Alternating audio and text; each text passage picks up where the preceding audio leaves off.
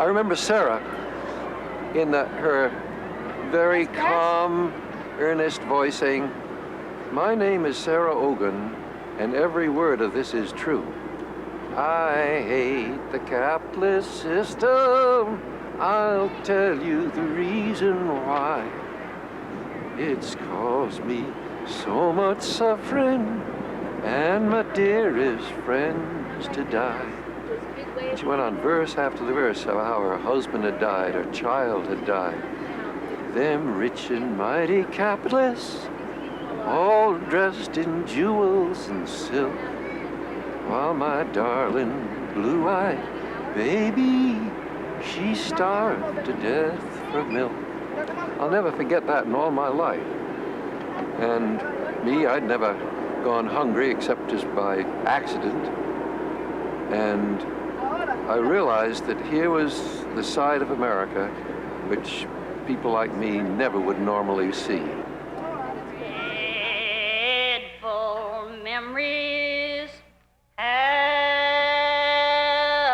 they linger, how they ever pierce my soul, how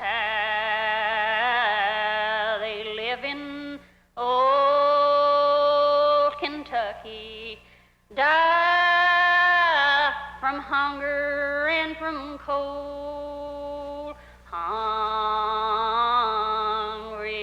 fathers, worried mothers, living in those dreadful shacks. She was one of the finest singers I have heard in Southern Mountain a cappella, no instrumental accompaniment style. She was so tremendously moving because what she was singing in many cases were not just traditional ballads, and traditional religious songs and the ditties that she liked. She was singing her own material. Now that's really material that she was tied up in knots over. She was singing about the tragedy and the sorrow in her life. In a society that can honor Loretta Lynn and say honor Emmylou Harris, but not honor Sarah Gunning, clearly something is wrong. It means that we haven't been able to deal with our roots. We haven't been able to deal with our giants. Oh, these memories, how they haunt me, make me want to organize, makes me want to help the workers, make them open up their eyes. Really, friends, it does not matter whether you are black or white. The only way you'll ever change things is to fight and fight and fight. I was born and raised in a coal mining camp, and I've composed a lot of songs, but most of them is about my own life and about the life of other coal miners and their families. Sometimes I compose a song about when I get lonely or a lot of things. But anyway, it has to be something that concerns me, my life, you know, something that affects me. And I kind of sad, I'm a sad singer, they say. Sarah Garland was born a coal miner's daughter in eastern Kentucky in 1910. The Garlands were singing people, especially Sarah's mother. She passed on a large collection of ballads, hymns, love songs, and stories to her 15 children. Sarah, her brother Jim Garland, and a half-sister Aunt Molly Jackson are known today for their traditional singing and original songs of protest. Oh, she was between 14 and 15 when I met her.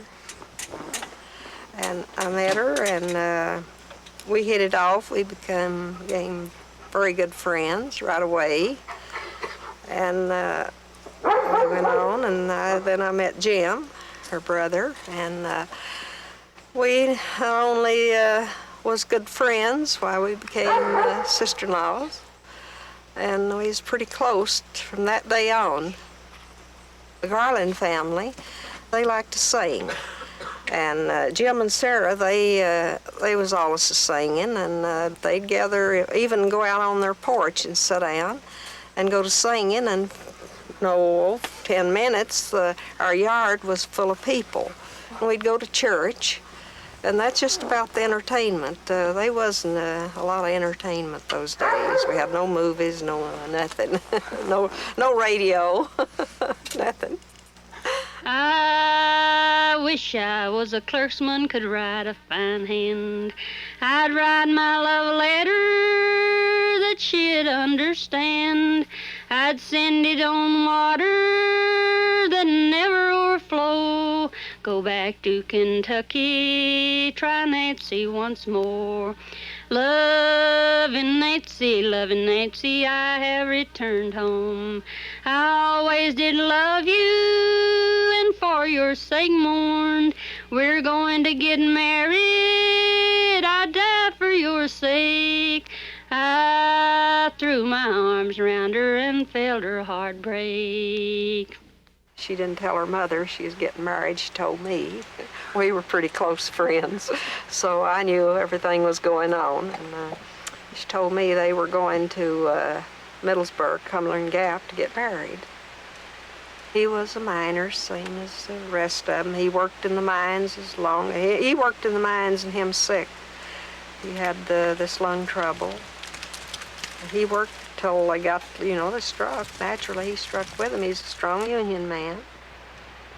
During this depression, there was no demand for coal. The mines were only running about 1 and not over 2 days a week. And you could hear these miners say, well, you can strike and starve, or you can work and starve. There's no difference, you see. And what it finally came to, it was a war against starvation.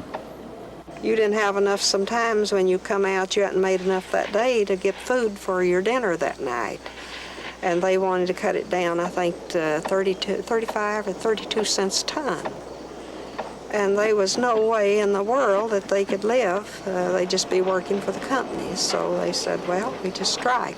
And after it got started, well, then we wasn't doing too good, and this new union come in, they call the National Miners Union.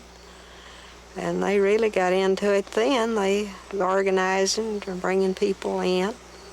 Had quite a thing going there a while. In the early 30s, 31, when the National Miners Union came to Kentucky. Now, the NMU was a communist-led union in a period when communists were very sectarian. They believed that the revolution was imminent, that capitalism was on its last legs, and that only militant workers could bring the revolution to bear. And so the class-conscious Marxists came from New York City, largely to Kentucky, to help organize the NMU. Come on, friends, and let's go down, let's go down, let's go down. Come on, friends, and let's go down, down on the picket line. We went out one morning before daylight, and I was sure we'd have a fight, but the scabs was careless and ran away. We went back the very next day. Come on, friends, and let's go down, let's go down, let's go down. Come on, friends, and let's go down, down on the picket line. As I went down the picket line to keep the scabs out of the mine. Who's gonna win the strike? Come on, and we'll show you the way. We all went out on the railroad track to meet the scabs and turn them back. We win the strike, I'm glad to say. Come on, and we'll show you the way. These thugs was running loose, just beating up miners and throwing them in jail. They had rules there that there was not more than 3 people allowed to congregate together. And if they caught more than 3 people in a group, well, they would arrest them, and the charge they'd make against them would be banding and confederating. And it finally came down to the point, if you was trying to feed any of these starving people, you was trying to overthrow the government. And if they beat you up or killed you for doing this, why, that was law and order. People from all over the country was up in arms about it, and any of them thought they could do anything, they come down to see what they could do to help out. And Harry was one of them. Young kid, he just graduated from school and come down. He was a great organizer. He was a great kid. He was very close to Jim Garland, and the gun thugs killed Harry Sims, and then Jim Garland wrote a magnificent eulogy. With the collapse of the NMU strike, people like Sarah, Jim, and Aunt Molly and others were dispersed. And all you coal miners, wherever you may be, and listen to a story that I'll relate to thee. My name is nothing extra, but the truth to you I'll tell. I am a coal miner's wife, I'm sure I wish you well. I was born in old Kentucky, in the coal camp, born and bred. I know all about the pinto beans, bulldog gravy, and cornbread. I know how the coal miner worked and slaved in the coal mines every day. For $1 in the company store, for that is all they pay. Coal mining is the most dangerous work in our land today, with plenty of dirty slaving work and very little pay. Coal miner, won't you wake up and open your eyes and see what the dirty capitalist system is doing to you and me? They take our very lifeblood, they take our children's lives, take fathers away from children and husbands away from wives. Oh, miners, won't you organize wherever you may be, and make this a land of freedom for workers like you and me. I am a coal miner's wife, I'm sure I wish you well. Let's sink this capitalist system in the darkest pits of hell. She went through things that is almost unbearable. It scares you to even think of it. She lost one of her little babies died from starvation. She couldn't get food there in Kentucky at that time, the strike. You didn't have any way to earn a penny. There was no milk, nothing for the kids, you know, and she couldn't get any work. She'd go to Pineville, anywhere she could have got a work, you know, a day's work. She'd work for anything just for milk for her baby. But they weren't such thing as work. And it just starved to death. That's really what happened to it. Then it went on from one to the other, and she lost another little boy. She lost her husband there, and her husband was sick during all the trouble strike. There, he was had quite a cavity in his lung. It was pretty bad, and there was no way to get a doctor for him, get any medication for him. So he went down the courthouse one day, and they thought, well, Sarah dead anyway, and she'd go try, ask them if there was any way that they could get him in the hospital to help him, and they said, no. Said, we have no hospital. We can't get him in any hospital. But said, you know, said, that's contagious, and you shouldn't have him in the house with you, the rest of the family. You know, the kids is going to get it, and you're going to get it. said best thing he can do if you have nowhere else for him to sleep is take a pillow and a blanket and let him sleep under the floor. Well, you know, that didn't go too well with her. That was an awful thing. I just never heard of such a thing, but that's what they told her.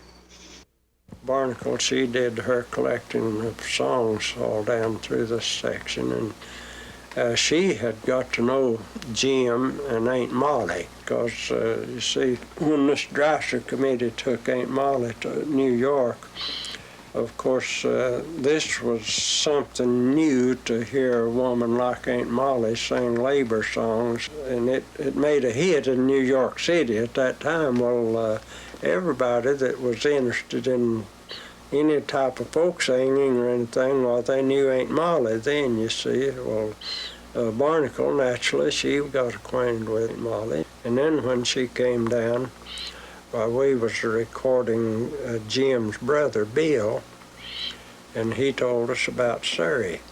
And when we went to see Surrey, well, it was too pitiful a sight for her to ask her to sing, and Barnacle took the whole family back to New York with her, and the old shack they lived in was all torn apart and holes in it, and I'm sure you've heard her songs describe it. Well, her songs was true. She didn't have to make up anything. I hate the capitalist system. I'll tell you the reason why. They cause me so much suffering, and my dearest friends to die. Oh yes, I guess you wonder what they have done to me. I'm going to tell you, mister, my husband had TB, brought on by hard work and low wages, and not enough to eat, going ragged and hungry, no shoes on his feet. I guess you'll say he is lazy and did not want to work, but I must say you're crazy, for work he did not shirk. My husband was a coal miner. He worked and risked his life to try to support 3 children, himself, his mother, and wife. I had a darling mother, for her I often cry, but with those rotten conditions, my mother had to die. Well, what killed your mother? I hear these capitalists say, a debt of hard work and starvation my mother had to pay. Well, what killed your mother? Oh, tell us if you please. Excuse me, but it was Pelegri, that starvation disease. I had a blue-eyed baby, the darling of my heart, but from my little darling, her mother had to part. The rich and mighty capitalists, they dressed in jewels and silk, while my darling blue-eyed baby, she starved to death for milk. Well, they call this a land of plenty, and to them I guess it's true, but that's for the rich old capitalists and not workers like me and you. Well, what can we do about it to right this dreadful wrong? We're all gonna join the union, for the union makes us strong. What can I do about it to these men of power and might? I'll tell you, Mr. Capitalist, I'm going to fight, fight, fight. To the best of my knowledge, she didn't begin to compose songs till she got to New York City, and there, in part encouraged by Mary Elizabeth Barnacle, in part by meeting radicals in the Communist Party orbit in the folk song revival, and in part probably because she was lonely and missed Kentucky, and then, you know, she had 4 children and 2 of them died when they were infants. All of those things came together and turned her into a song composer. She had not composed many, perhaps a dozen, but each was a gem, and each really stood for the tension in Appalachia in the 30s. When I first composed that song, I said I called it "Hate the Capitalist System." Then when Mo Ash and them heard me sing that song, they said, "Oh, that sounds too radical. Don't say the company bosses was the ones you hated, not the capitalist system." Well, I didn't know what the capitalist system was at the time. So I got, you know, I've done a little research on it. You know, they all the time researching something, so I thought I'd research that and find out what it was. What the capitalist, you know.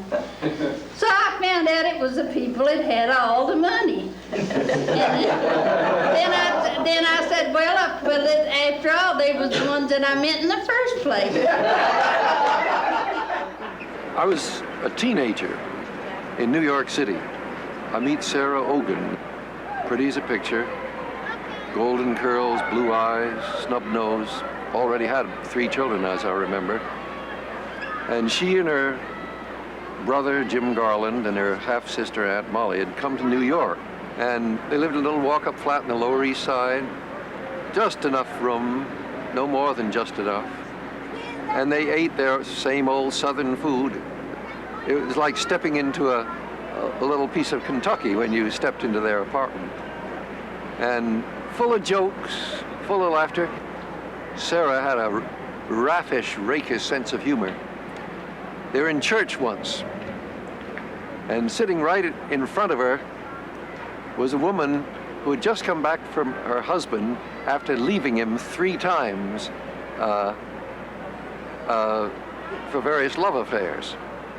And they're praying, and everybody's praying loud, and Sarah leans forward and says, "Oh, Lord, cool down her ass so she won't leave her husband no more." They sang a lot in New York, and Barnacle and Alan Lomax finally got them a program on the city station there on WNYC, and a whole group of them sang on that. Jim and Sarah and Hazel and Woody Guthrie and Led Belly and a whole bunch of them. Yeah, there's this song that she sings, "I'm Going Around This World, Baby Mine." Well, she'd made this song, and Woody liked that song. And she had to go in the hospital in New York, and for a while her lungs had acted up on her again. And she wasn't there too awful long, but she was pretty sick. So Woody, he decided, well, she's not going to do anything that song, and he recorded it. Well, she come out of the hospital, and she come home, and first time she saw Woody, she didn't say a word. She just walked over and got him by the hair and said, "You curly-headed so-and-so, why'd you record my song for?" And he said, "Why, shucks," Sarah said, "why, you'd have never done anything with that song. It's a good song, and it should have been recorded." And that's all he said, and they went from there. She laughed, you know. It was all right from there on. Oh, you're going to be surprised, baby mine.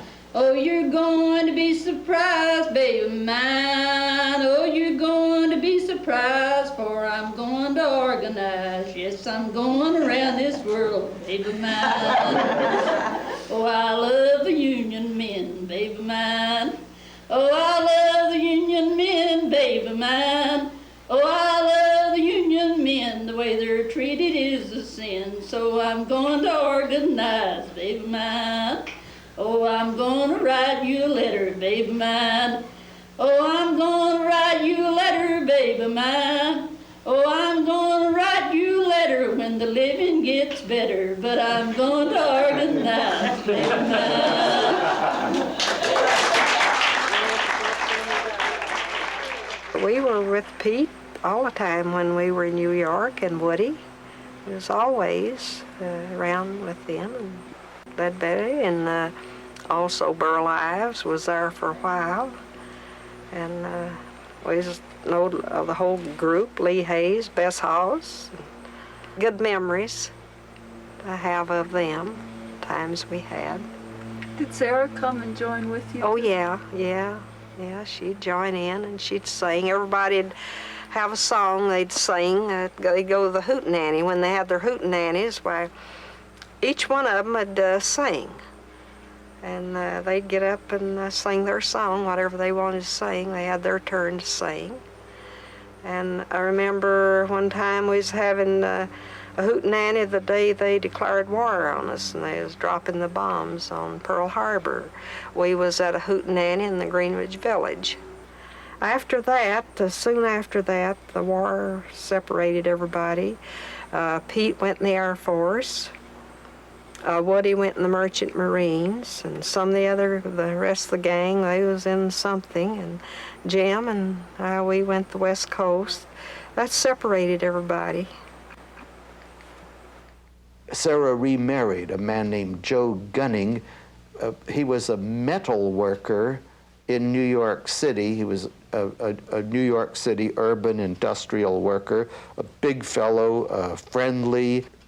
Joe married Sarah when she was ill, and after, I think, a nervous breakdown and heavy drinking that she'd gone through, brief period in her life, maybe a couple of years, in New York. And Joe married her while she was still in the hospital, evidently. And the kids were sent off, Bill and Dorothy were sent off to camp, and then they all packed up and went out to Aunt Molly's in California, and then went up to Washington, and then came back down to Kentucky, and then went up to Detroit. When I visited her in the early 60s in Detroit, her husband Joe then, the war work had ended. He was a custodian in a slum building in an area of black and white mountain people from Kentucky, black people from the South, a combat zone of violence and drugs, unemployment. And in exchange for rent, Sarah and Joe lived in the basement in a small room through which steam pipes ran. And I will never forget that until I die. It was hot in the summer anyhow, but it must have been 110 or 120 degrees with that steam coming out of there. They grew plants. It was a jungle because the plants just twined over everything. They throve on the steam. And, you know, the tenants would keep knocking on the door. The toilet was stuffed up and someone had defecated in the hall. So I persuaded Sarah to come to the studio, and we were able to issue our first LP on tapes made under pretty good conditions. After Sarah's record appeared and we began inviting her to concerts to the University of Chicago, she sang in Carnegie Hall. She was invited to the Smithsonian Festival. She sang at a big banquet for Walter Reuther, you know, in Detroit, and shared the stage with him. And she loved those years. I met her in Washington, D.C., was the Folklife Festival. And I had not grew up with anyone like that. I grew up with, most of my relatives were in the church, and they really didn't go out on the picket line or write songs like that. So since I had just gotten into songwriting, it was really important to me, to meet some other women like that especially. And that was my first meeting with her. And of course, she was very receptive and wanted to talk and share. And from there on in, we met periodically over the next few years, being on tour together. Some of my most vivid memories are of those times of like being up all night with Sarah, and then us younger folks wanting to sleep the next morning, and Sarah waking up at the crack of dawn, wanting to talk, ready to go again. And there would be a time, even when we were, after we got to know her real well, that we knew that we couldn't open our eyes in the morning. We had to keep our eyes closed even if we was awake, because as soon as Sarah saw your eyes open, she wanted to start in again. When she was invited to the Newport Festival in '63 or '64, she met Joan Baez, who was then at the height of stardom, just known all over the world as, the American folk singer. When Sarah came back and Luann and I visited her, we asked her, well, how did you like Newport? Oh, it was fine. Well, did you meet any people there? Oh, yes, I met them all. Well, did you meet any of the stars? Yes. Did you meet Joan Baez? Yes. Well, what did you think of her? Well, Joan was a nice young lady, but she sure couldn't sing. And I said, Sarah, what do you mean by that? She said, if I just could have worked with her for a little while, I could have taught her Appalachian style. I was just one of the first of hundreds of thousands of Yankee college students who fell in love with Southern folk music, and some of us ended up making a living at it even. I feel kind of funny because the people I learned it from often didn't make a living. Sarah never made a living as a musician. Jim never made his living as a musician. I was able to make a living. Of course, Sarah was in ill health and dead broke. I had helped a little here and there. When we recorded her songs, we made sure that she got the royalties, but my records don't sell very much. If I record for Folkways, they'll sell 1,000 records. That's a big seller. So Sarah would get $20. If I'd sold 2 million, she would have gotten $200,000. Sarah was important far beyond her skill as a singer and beyond her repertoire. You see, Sarah took traditional melodies and old conservative style, and when she wrote songs of radical content, that is, when she took, say, a Marxist concept, the evils of capitalism, and put it into a song, she didn't feel that she had to set it to a uptown melody or a jazzy melody or a protest melody. These old songs were to her of such beauty and such depth and such continuity that they were appropriate to carry new messages. And she made a synthesis. This was not just a mechanical melding of two elements. Rather, it arose out of a unity in her own personality. And we should take courage from Sarah's ability to fashion that kind of a synthesis. Well, the last time I saw her was the evening that she passed away. We had all gathered in, and there was a house full of us, all relatives had come in to see her. We were all sitting there, and they were singing, playing music, and Sarah had been singing. And it's taking turns, one sang a song, and then the other, and somebody said, Sarah should sing Cabbage Head, I believe. They wanted her to sing. And she can do that one. So about that time, she just put her head back like that, and she was gone. Well, a couple of us thought that she was just thinking over the song. Maybe she had forgotten a verse or two and was just thinking it over before she started singing. She didn't make any noise or anything, and as she was gone. So that's the last time I saw Sarah, but she did, I think, die doing what she liked to do best. She seemed to be very happy that evening. She was singing and enjoying herself. And I think that's the way she would have liked to have went.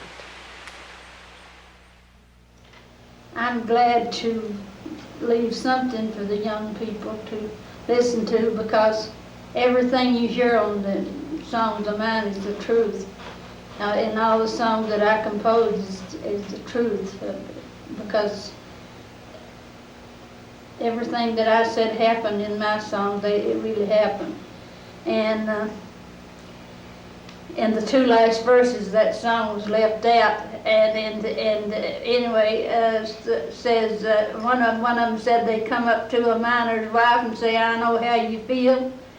The dirty, rich aristocrats who never missed a meal, who never spent a lonely night or heard their children cry, or had to tell their children why Daddy had to die, or had to tell their children why Daddy had to die." And then the last verse said, "But now I'm old and all alone, and I will soon be gone. But I want my friends to think of me, and I always sing my songs, and I always sing my songs." We will, but we'll never be able to sing them like you. We'll try our best. I am a girl of constant sorrow. I've seen trouble all my days. I bid farewell to old Kentucky, the state where I was born and raised. My mother, how I hated to leave her, mother dear, who now is dead, but I had to go and leave her so my children could have bread. Perhaps, dear friend, you were wondering what the miners eat and wear. This question I will try to answer, for I'm sure that it is fair. For breakfast we had bulldog gravy. For supper we had beans and bread. The miners don't have any dinner, and a tick of straw they call a bed. Well, our clothes are always ragged, and our feet are always bare. But I'm sure if there's a heaven that we all are going there. Well, we call this hell on earth, friends. I must tell you all goodbye. Oh, I know you all are hungry. Oh, my darling friends, don't cry.